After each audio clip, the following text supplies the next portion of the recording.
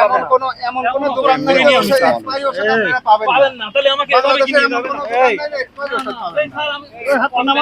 আমরা হচ্ছে আজকে হাজিরহাটে আসলাম, এসে এখানে প্রায় 6টা দোকানকে আমরা 6টা দোকান আমরা অভিযান চালাই।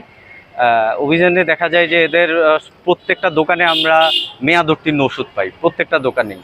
তার মধ্যে আমরা টোটাল 6টা দোকানকে, 6টা প্রতিষ্ঠানকে 21,500 টাকা জরিমানা করা হয়েছে। তার মধ্যে একটা প্রতিষ্ঠানকে একই সাথে 2 দিনের কারাদণ্ড দেওয়া হয়েছে।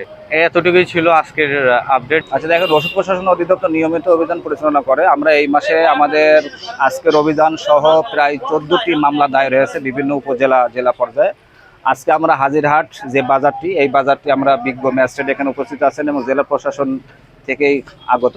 এই বাজারে আমরা কিছু অনিয়ম পেয়েছি, কিছু নিবন্ধনহীন ওষুধও পেয়েছি, পাশাপাশি এক্সপায়ার মেডিসিন পাওয়া গিয়েছে। এর জন্য বিজ্ঞ ম্যাজিস্ট্রেট 21,500 টাকা অর্থদণ্ড এবং একটি প্রতিষ্ঠান মালিককে 2 দিনের কারাদণ্ড প্রদান করেছেন।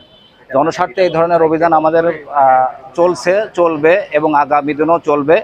এবং আমরা চাই যে জনগণকে সঠিক এবং সেফটি, কোয়ালিটি এবং এফিকেসি ওষুধটা এনশিওর করার জন্য এবং নির্ধারিত মূল্যে যেন জনগণ ওষুধ পায়, এটা এনশিওর করার জন্য।